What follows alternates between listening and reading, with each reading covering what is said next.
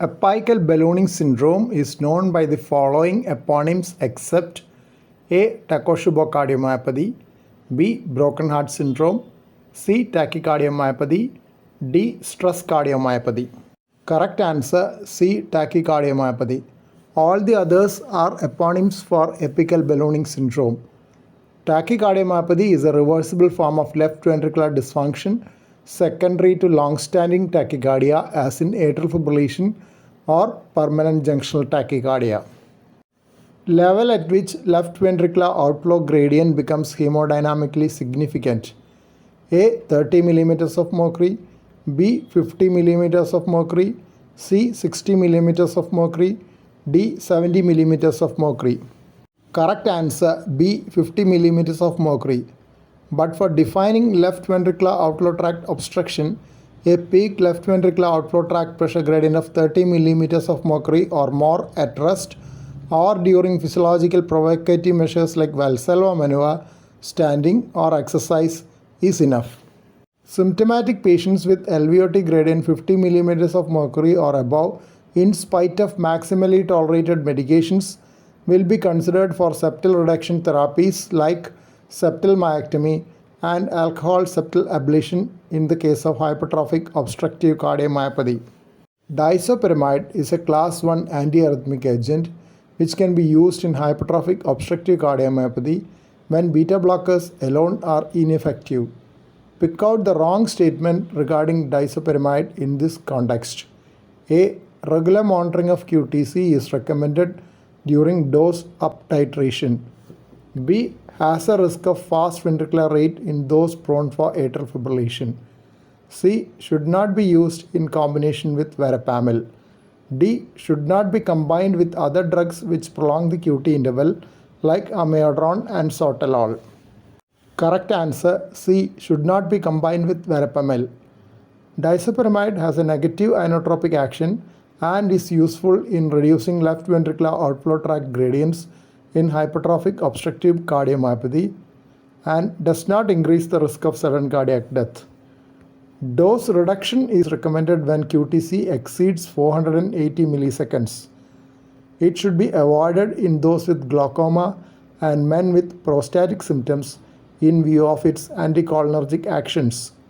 Anticholinergic action is responsible for increase in ventricular rate with atrial fibrillation. It can be combined with verapamil. An important downside is that it is not available in most countries.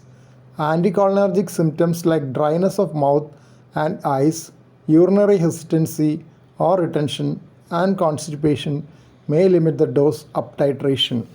Which of the following beta blockers is not an ideal choice in the treatment of hypertrophic obstructive cardiomyopathy?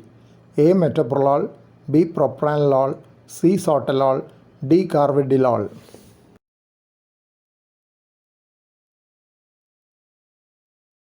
Correct answer D. Carvedilol. Non-vasodilating beta blockers are recommended for the treatment of hypertrophic obstructive cardiomyopathy. Class 1 level of evidence B as per European Society of Cardiology recommendation 2014. Other class 1 drug recommendation when beta blockers are not tolerated is verapamil. Disopyramide has a class 1 recommendation in combination with beta blocker or verapamil. Ventricular septal myectomy for hypertrophic obstructive cardiomyopathy is otherwise known as A. Jetany procedure, B. Senning procedure, C. Morrow procedure, D. Mustard procedure. Correct answer C. Morrow procedure. In Morrow procedure, a rectangular trough is created in the basal left ventricular septum from below the aortic valve to a point below the point of contact of the anterior mitral leaflet to the septum, point of SAM septal contact. It is the procedure of choice for symptomatic drug refractory HOCM, provided it is done in centers with adequate experience with the procedure. Jetany procedure is arterial switch operation for complete transposition of great arteries. Mustard and Senning procedures are atrial switch operations for the same condition when the opportunity for Jetany procedure to be done in early neonatal period has been missed. A sudden cessation of cerebral blood flow of dash seconds causes syncope. A. 3 to 4 seconds, B. 6 to 8 seconds, C. 10 to 12 seconds, D. 14 to 18 seconds. Correct answer B. 6 to 8 seconds. A fall of systolic blood pressure to 50 to 60 millimeters of mercury at the level of the heart, which corresponds to 30 to 45 millimeters of mercury at the level of the brain in the upright position, can also cause syncope with complete loss of consciousness. Syncope is defined as transient loss of consciousness due to cerebral hypoperfusion, which has a rapid onset, short duration, and complete recovery. Which of the following does not indicate a high-risk feature in the history of a syncopal event?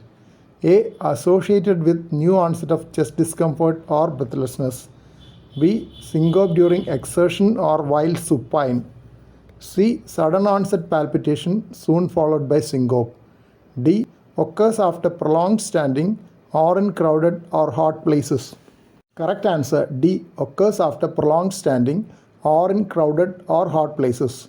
This indicates reflex syncope as the most likely possibility. All the rest indicate a cardiac origin of syncope. Other associated features for a low-risk syncope are being triggered by cough, defecation or micturition during a meal or postprandial, after sudden unexpected unpleasant sight, sound, smell or pain, and while getting up from supine or sitting position.